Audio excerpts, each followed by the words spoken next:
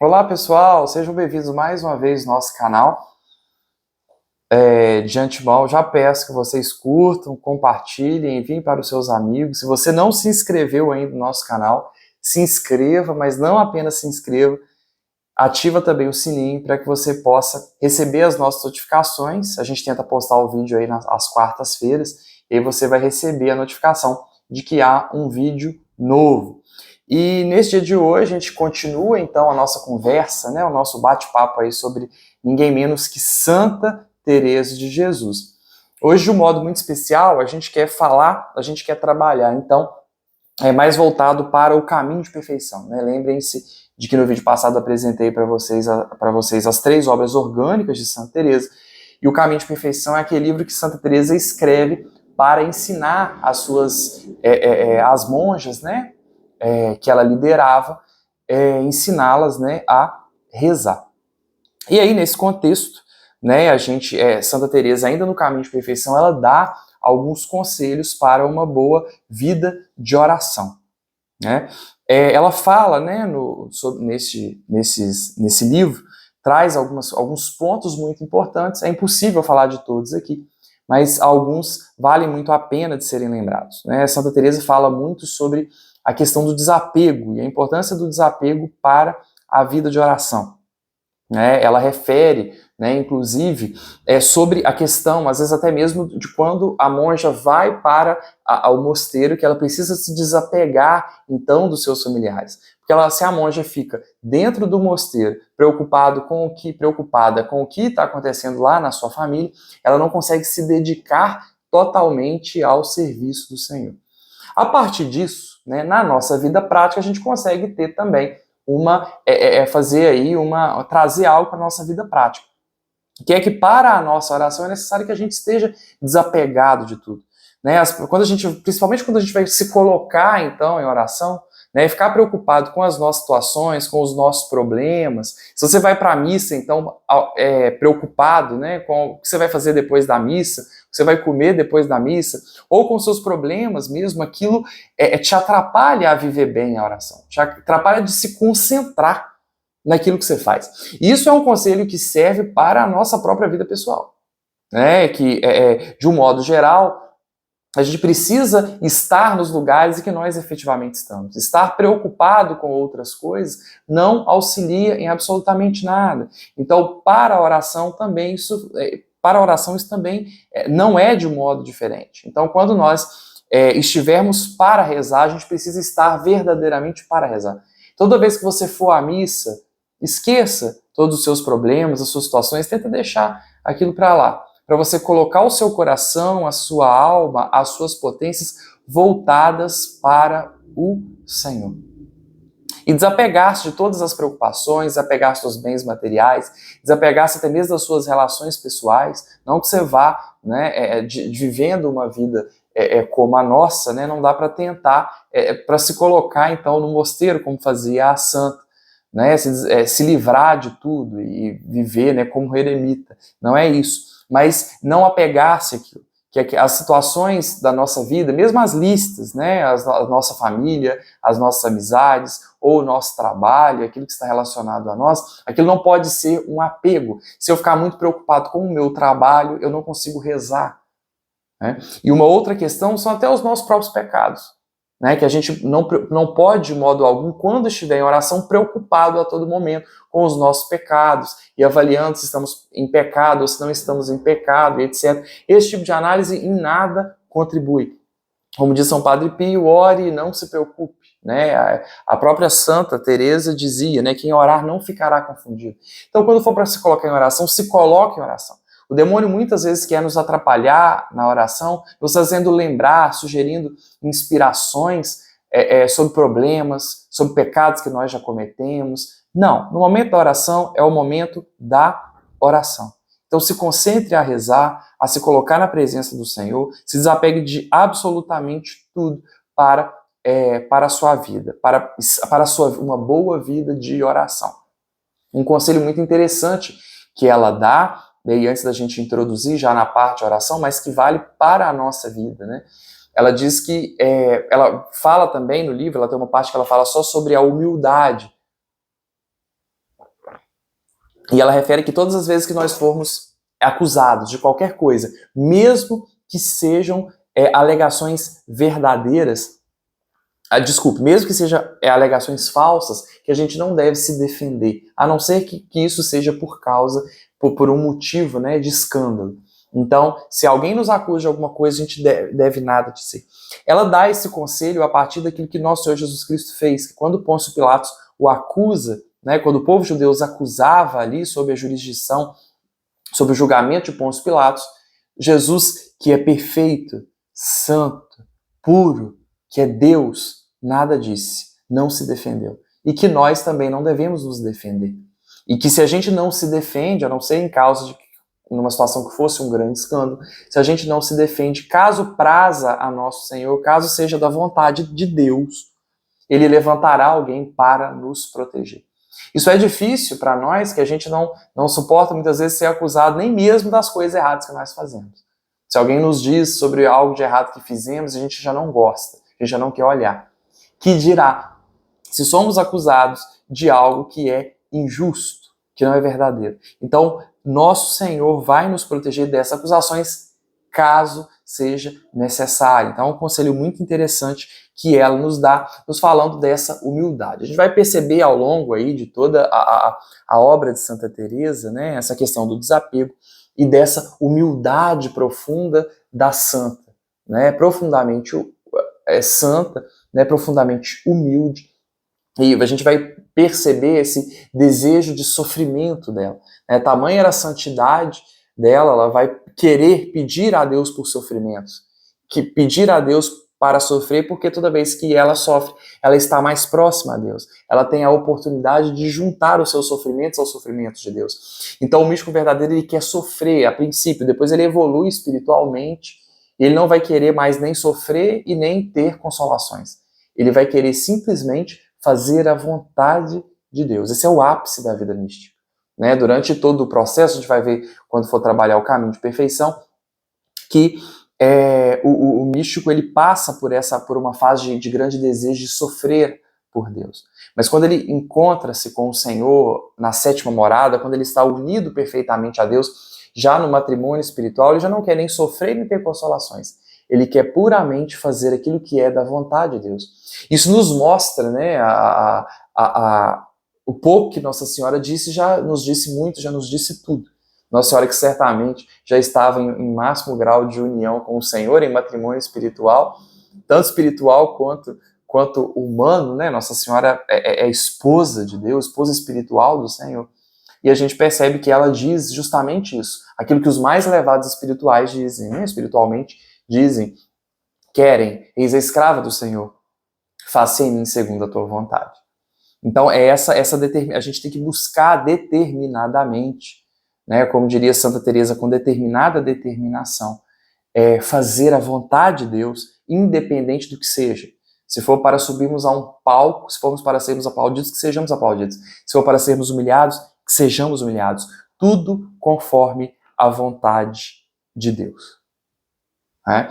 E aí ela vai trabalhar, né, então, a oração e vai dando conselhos aí sobre a oração. Antes da gente falar sobre a oração, eu já falei em outros vídeos. Entretanto, eu quero falar aqui também, relembrar de modo mais rápido os outros vídeos. Quando eu falar sobre vida de oração no início, eu já trato desse assunto, mas falar sobre as potências da alma. É muito interessante que, e a filosofia aparece muito, né, lá em Sócrates, com esse objetivo de tentar conceituar coisas que a gente muitas vezes não conhece. Então a maioria das pessoas não conhece como funciona o seu interior. Ela não sabe como funcionam as potências da alma. Né? E a alma, né, vem de ânima, é um conceito que já lá atrás Aristóteles nos dá, Santa Teresa aparece, ela compreendia muito sobre isso, vive experiências na oração grandiosas, e a partir dessa experiência Deus vai mostrando para ela, e ela já tinha o conhecimento intelectual disso, ela vai percebendo então como funciona a alma, como fica a alma aí durante a oração. Então nós temos as potências, a gente tem o corpo, a gente tem a alma, a gente tem o espírito. né? São coisas que as pessoas, por exemplo, não sabem a diferença entre eles. Então, a gente pode, o corpo não resta dúvida daquilo que é, porque a gente vê, a gente toca, né? A gente palpa. E a alma, a gente pode dizer, né? O conjunto do nosso universo interior. A visão de alma, aquilo que é alma, né? Para Aristóteles é ânima, aquilo que dá ânimo, que faz o nosso corpo, né? Fazer as suas funções e etc. Ânima, né, para o conceito de Aristóteles, é um pouco diferente do conceito de alma que se tem em voga aí na nossa sociedade, né? O conceito de alma entrou muito num certo psicologismo, né, puramente. E para nós cristãos não é assim que acontece. Então a gente tem a alma, a gente pode dizer aí que é esse nosso universo interior. E essas almas, essa alma, né, por sua vez, tem as suas potências.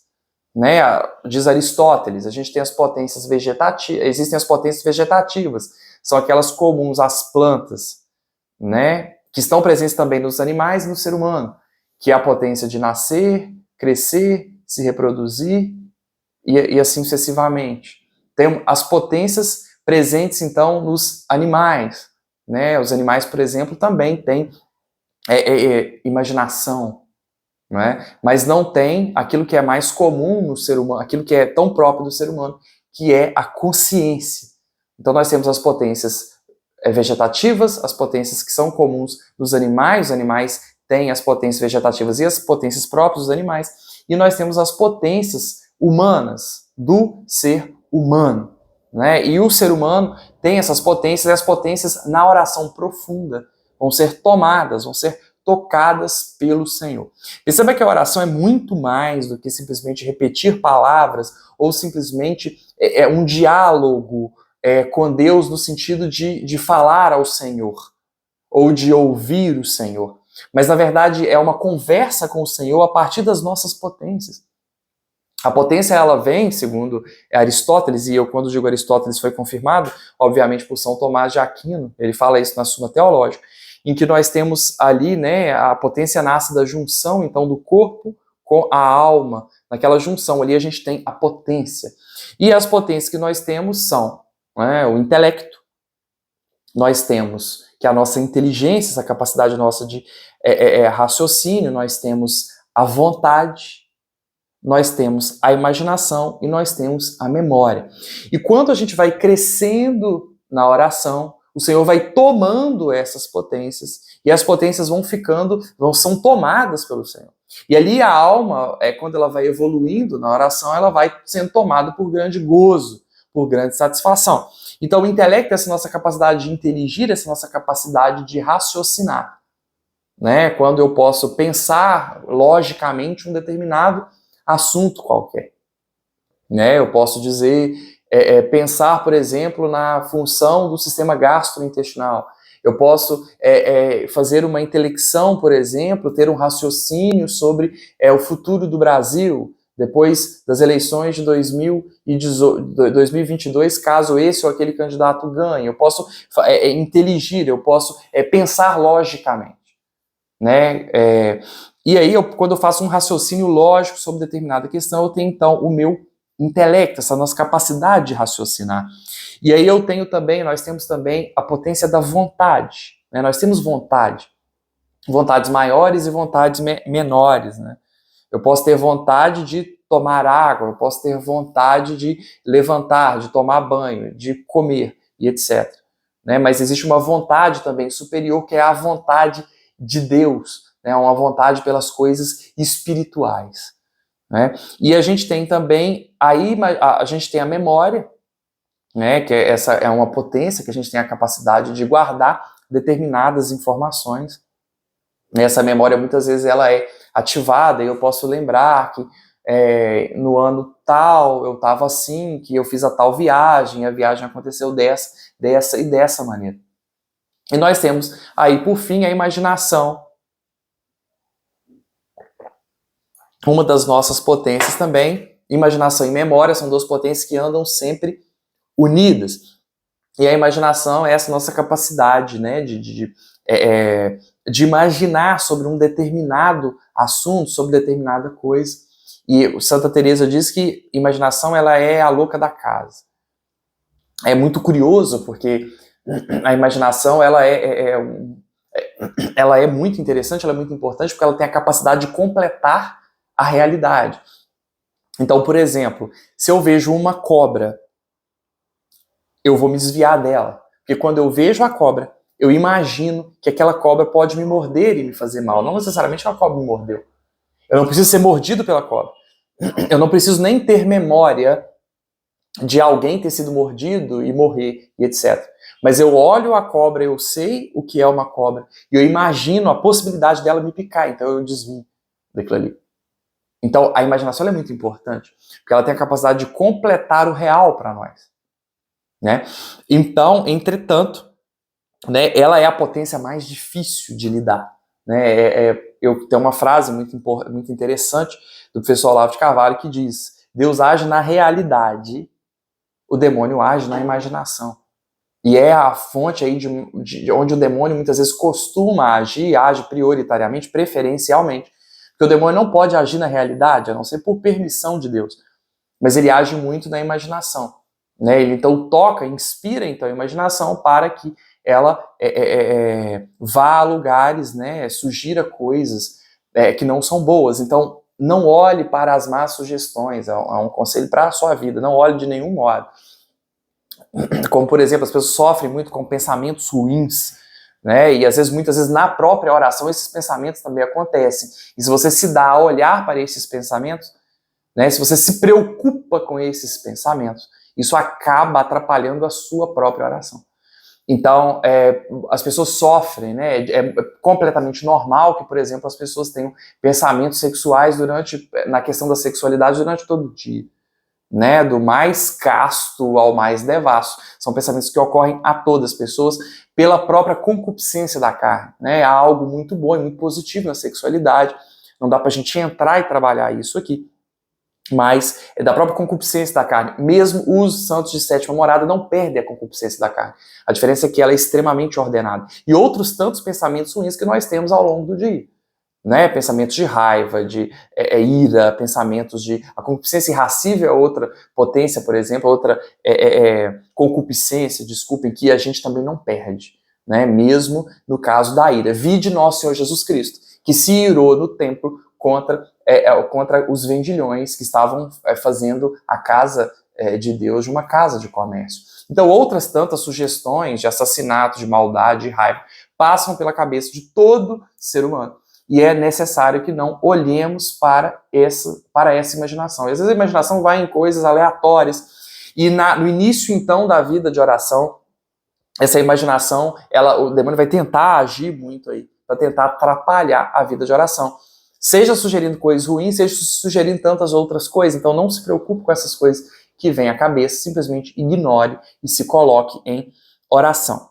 E a imaginação, então, é muito interessante porque a imaginação vai ser a última a ser tomada, né, só o último grau de oração, como a gente vai falar, em que a imaginação é tomada por Deus, né, Deus a toca e a toma, a gente vai entender melhor como isso funciona, é o último grau, né, é a última hora, e fica na mão de Deus por pouco tempo, né, rapidamente ela então em pouco tempo ela sai de novo, ela divaga de novo, então a nossa imaginação ela divaga, e a gente tem que tentar, obviamente, tratá-la, cuidar dela, não deixar que ela vá por outros caminhos, mas ela é difícil de lidar com a imaginação, seja na oração, seja na nossa vida cotidiana. Onde o diabo muitas vezes age, o diabo muitas vezes sugere muitas coisas para nós. Então, são as potências, né, claro, de um modo extremamente resumido, mas são as potências. E eu vou começar a dar aí a didática do caminho que a gente vai passar aí sobre a oração. Primeiro é o seguinte, a gente precisa entender sobre a oração. A princípio, orar é chato, chatíssimo. Para uma pessoa que começa, então, na vida de oração, ficar durante 20 minutos rezando um terço mariano, 25 minutos rezando um terço mariano, é algo extremamente chato. Chato demais. Rezar um rosário, rezar 1000 Ave-Marias, né, é chato. Repetindo aquelas mesmas palavras, etc, etc. É complicado, é chato. Mas quando a gente vai progredindo espiritualmente, a gente vai percebendo isso ao longo desses 4 graus de oração, a oração vai se tornando uma coisa extremamente prazerosa, né? Sinceramente, um dos maiores prazeres da minha vida, né? Dos poucos prazeres dessa nossa vida, desse mundo tão difícil, é justamente a oração. Então, as pessoas que já rezam há mais tempo, que já têm essa prática de oração, é grandioso o alívio que nós temos, né, ao rezar. Quantas vezes? Você está mal, você está triste, está preocupado, você está com a cabeça cheia, você reza 1/3 ali, concentrado, voltado para a oração, e você melhora. Você se sente melhor e você segue a sua vida, apesar das dificuldades e problemas pelos quais você está passando, né? Então a gente vai progredindo, então. Para a oração, há uma transformação psicológica também. Não é puramente uma questão espiritual. Claro que é extremamente importante o espiritual aqui, mas há uma transformação também psicológica, né? Um trabalho, né? Um hábito, uma contemplação também, que é uma contemplação que é provocada, né? No sentido de nós trabalharmos essas nossas potências. Então a gente vai ter aí, São João da Cruz divide a oração em oração ativa, semi-passiva e a oração passiva, né? No Livro da Vida, Santa Teresa divide a oração em 1º, 2º, 3º e 4º grau de oração. Na oração, digamos de um modo bastante simples, na oração ativa, eu rezo. Na oração, que é uma oração mais difícil, né? Isso inclui aí a oração vocal, a oração mental e a oração de recolhimento. Na oração semi-passiva, eu rezo e Deus reza em mim. Ou seja, eu tento concentrar as minhas potências, mas Deus já começa a tomar as minhas potências. E na oração passiva, Deus reza na pessoa. E aí é onde ocorre o fenômeno místico da levitação, por exemplo, que é onde a gente chega no 4º grau de oração. Para vocês entenderem que realmente a oração, a princípio, ela é chata, né? Digamos assim, e depois se torna uma coisa estupenda, uma coisa maravilhosa. A oração, Santa Teresa diz que é como quando a gente vai regar um jardim, regar uma plantação. No 1º grau de oração é o balde. Você vai no poço, você precisa então pegar água naquele poço, você vai carregar aquela água até o jardim e vai jogar água. Isso dá muito trabalho. Imagine vocês se toda vez que para regar um grande jardim, a gente vai precisar aí de 1, 2, 3, 10 vezes buscar essa água. 10 vezes fazendo todo este esforço, caminhando, fazendo força com a mão nesse poço para jogar essa água no solo. Isso é complicado, isso é chato, é difícil, é cansativo. A oração vai começar assim. Então, se você não quer ter realmente vida de oração, você precisa, se você quer se dedicar, se você quer crescer espiritualmente, não há uma outra maneira senão na vida de oração, você vai precisar desse esforço inicial. Vai ser chato a princípio, então é normal. É normal que você não goste, que seja chato, que seja entediante.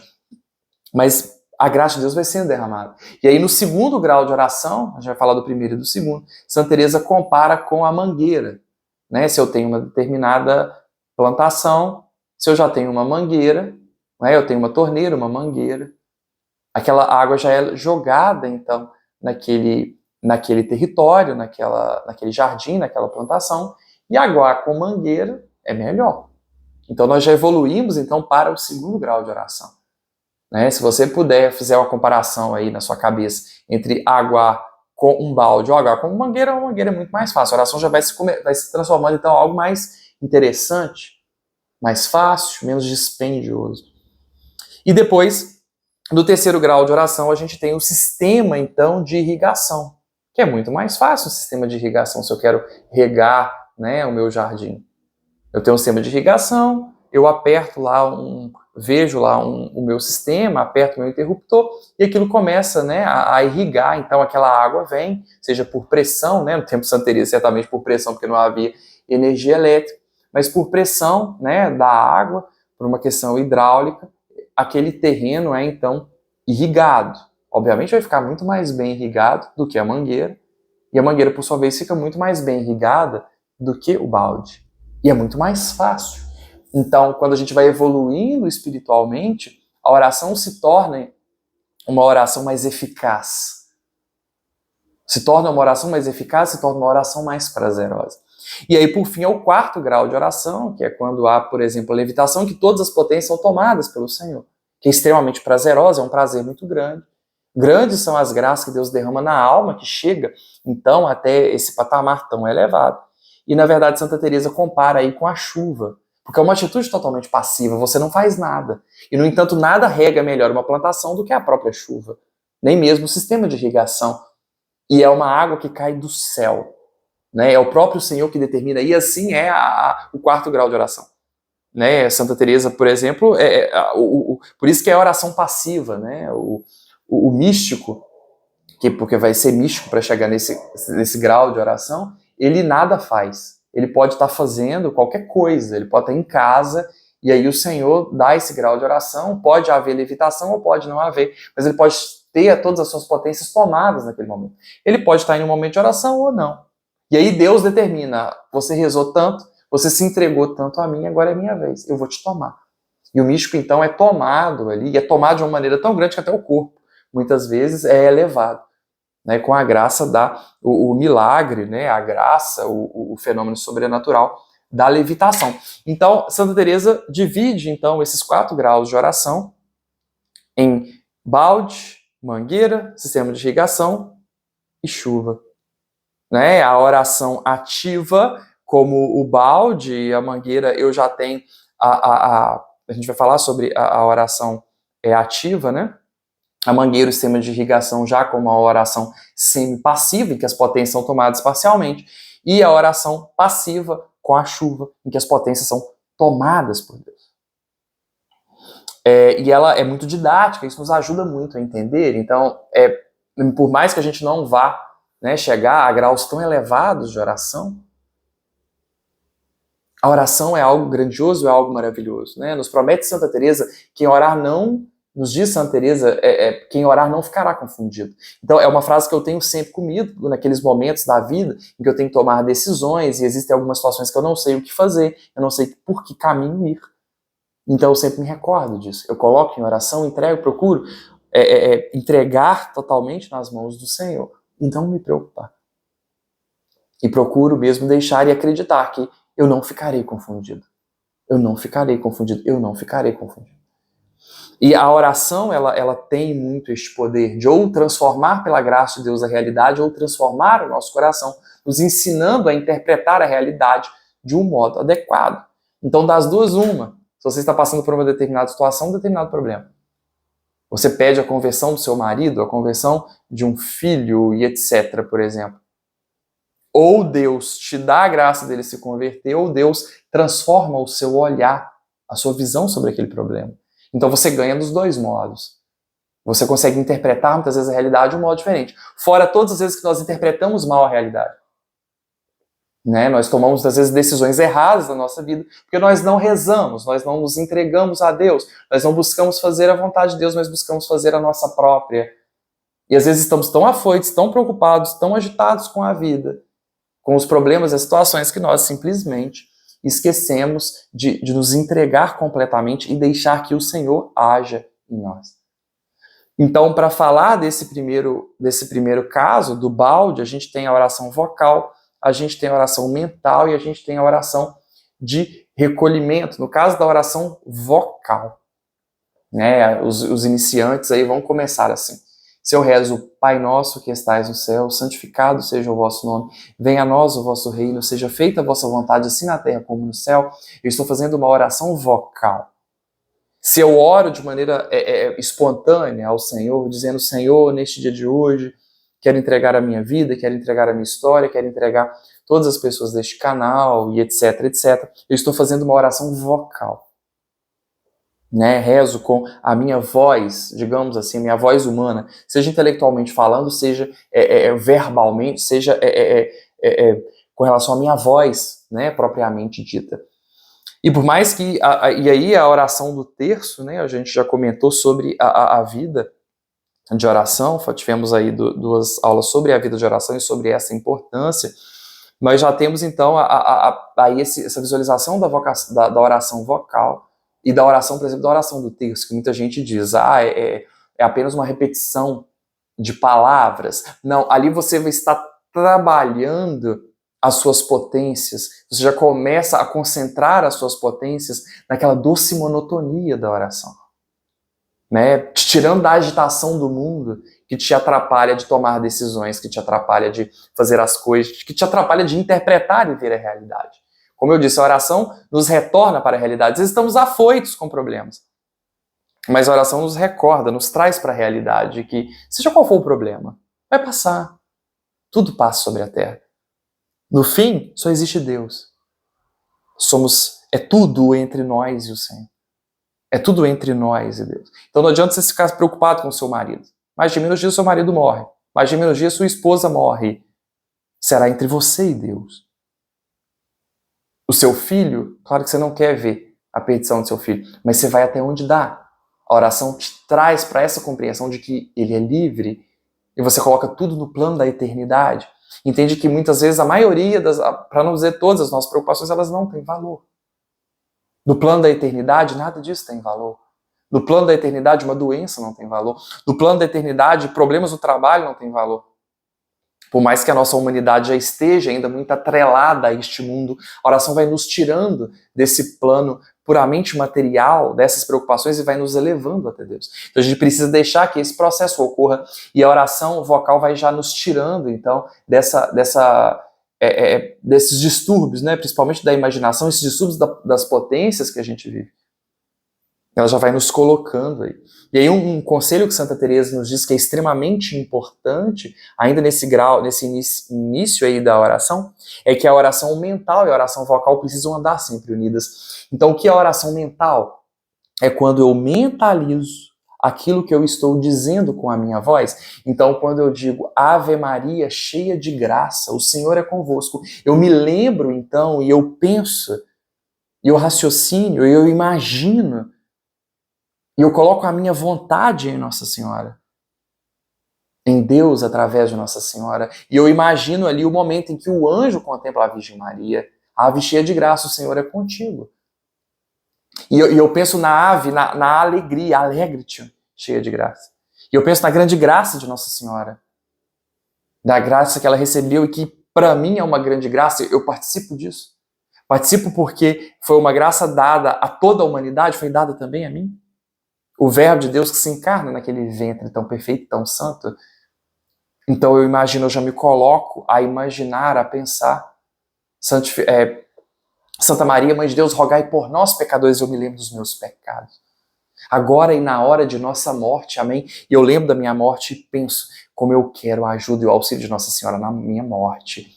Então percebam que a gente tira, através da oração vocal mental, a gente vai se preparando, a gente vai tirando o nosso intelecto, a nossa vontade, a nossa memória, a nossa imaginação, a gente vai trabalhando ativamente, tirando as nossas potências do mundo, da minha preocupação com o meu trabalho, da minha preocupação com a minha esposa, da minha preocupação com o meu filho, da minha preocupação com as contas para pagar, e vou colocando a minha imaginação, o meu pensamento, a minha vontade, a minha memória em Deus. Porque o trabalho, o filho, a esposa, o marido vão passar, mas o Senhor permanecerá. Então eu preciso, a oração eu vou ativamente, daí o fato de ser uma oração ativa, eu vou ativamente pegando o balde e regando o meu território. Ainda difícil, o território ainda está seco, eu preciso de mais e mais baldes. Mas a partir do momento que eu vou crescendo, pegando um balde, outro e outro, o meu território vai ficando irrigado, as flores vão crescendo, as plantas vão crescendo. E mais à frente eu vou ter um jardim, onde eu tinha um terreno seco, uma terra seca. Aí eu já tenho um jardim, é assim o seu coração, assim o meu coração se a gente não reza. Um terreno seco, precisa ser regado pela graça da oração. Vejam como é bela, né, a graça da oração, pessoal. Como é importante, como a gente se transforma, como a gente é melhor. Né? Eu já tive, muito interessante, já percebi muitas vezes isso em dias em que rezo mais, e aí eu estou tão melhor comigo mesmo, com as minhas potências, a ponto das pessoas poderem falar, nossa, você tá diferente, e eu falo nada, só rio, penso, porque eu já terminei, penso, né, eu consegui rezar meu rosário hoje, eu já li a Bíblia hoje, eu já adorei, eu já fui à missa. Então, essa transformação, muitas vezes, que a oração nos faz, ela é perceptível até externamente. Não que eu tenha uma grande vida de oração, quem me dera, né? Mas a gente vai se trabalhando e vai conseguindo melhorar muito em todos os aspectos, a ponto das próprias pessoas perceberem que a gente está diferente. E uma grande maneira da gente ver se a nossa vida de oração é eficaz, a gente vai vendo a transformação que a gente vai sofrendo. Deus vai nos transformando através da oração. Uma oração eficaz é aquela que transforma, né, que vai nos transformar. Então eu preciso trazer, né, a oração vocal e a mental juntas. Quando eu rezo o terço, eu preciso contemplar os mistérios do terço. Não é uma repetição de Ave Marias apenas, mas eu vou lembrar da Anunciação, eu vou lembrar da Paixão, dos mistérios dolorosos, eu vou lembrar de Jesus sendo apresentado no templo e vou contemplando esses sagrados mistérios, esses momentos da vida de Jesus. Então isso vai me colocando numa contemplação, numa contemplação ativa. Eu vou ativando aí as minhas potências e voltando essas potências para o Senhor. Mas a oração vocal e mental precisam estar sempre unidas.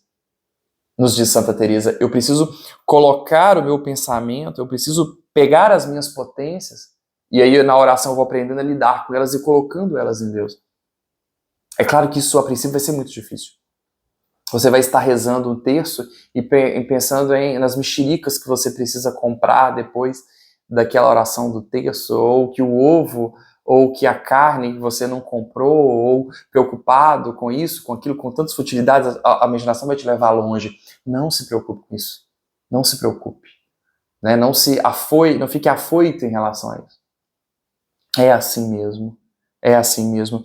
E aí a gente vai percebendo, então, que a gente vai colocando, então, né, fazendo a oração mental com a vocal, a gente vai trabalhando, e por mais que às vezes a gente reze um terço inteiro,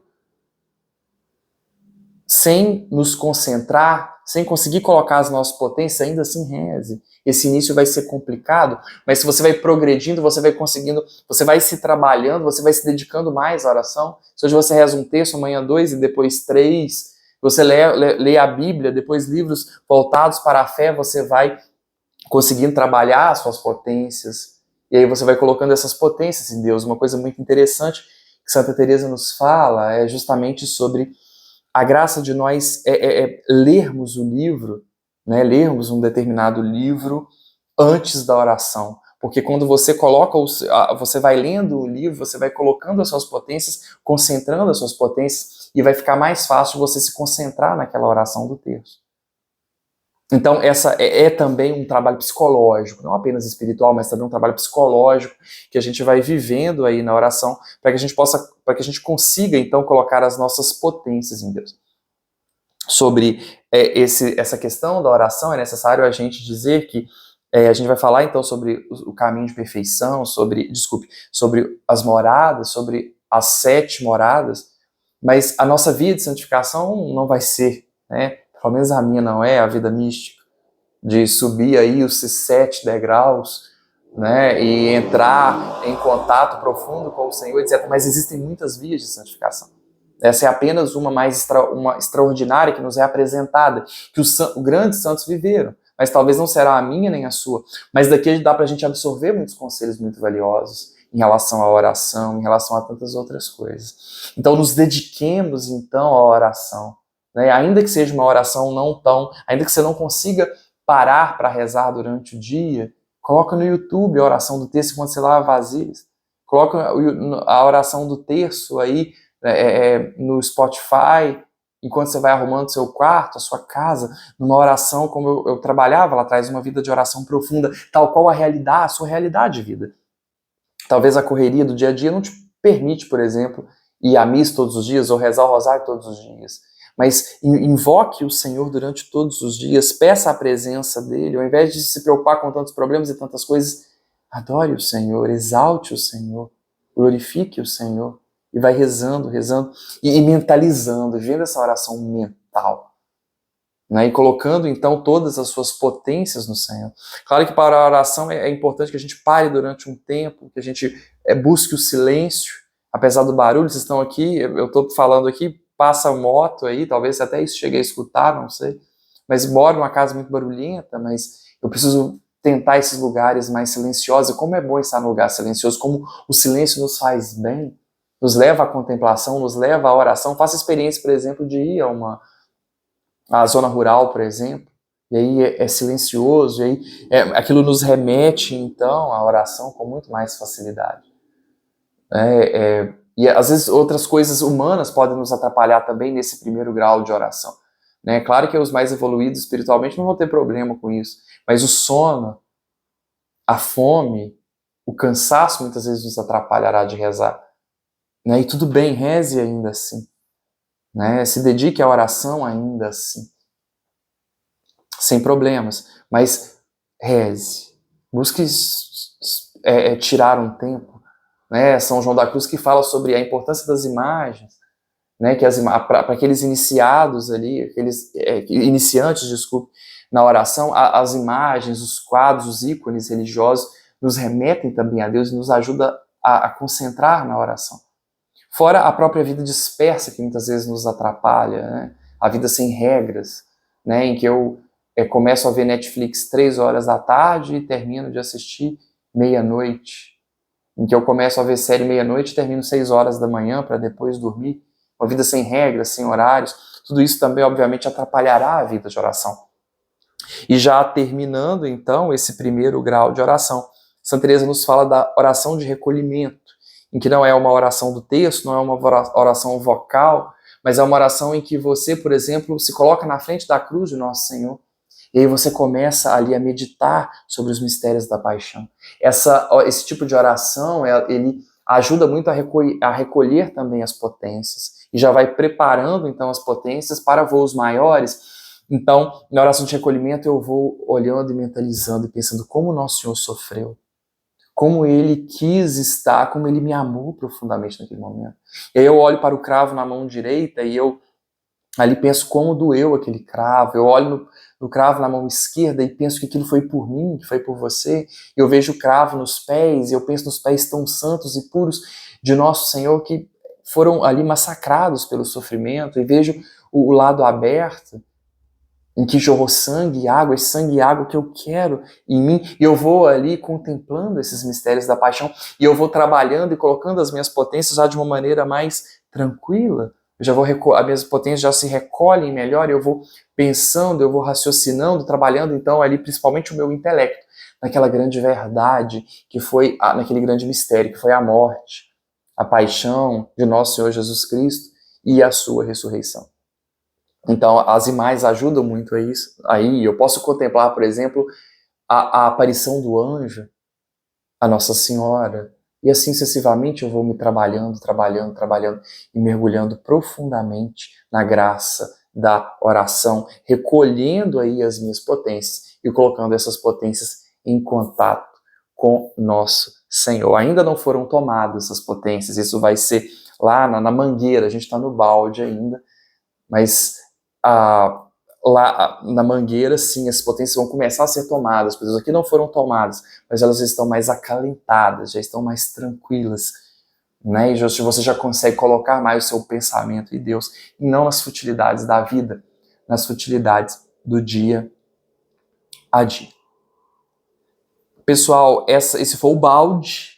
Eu te espero aqui na semana que vem para a gente conversar sobre a mangueira. Eu te espero aqui para a gente falar sobre a oração de quietude, né? Oremos, acreditemos no poder de Deus, e por mais que seja difícil a situação pela qual você está passando, acredite que quem orar não ficará confundido. A vossa proteção, recorremos Santa Mãe de Deus, não desprezeis as nossas súplicas em nossas necessidades, mas livrai-nos sempre de todos os perigos, ó Virgem gloriosa e bendita. Amém. Santa Teresa de Jesus, rogai por nós. Curta, compartilhe, envie para os seus amigos este nosso vídeo. Se inscreva, ative o nosso sininho. Um abraço, fique com Deus. Glória ao Pai, ao Filho e ao Espírito Santo, como era no princípio, agora e sempre. Amém. Um abraço.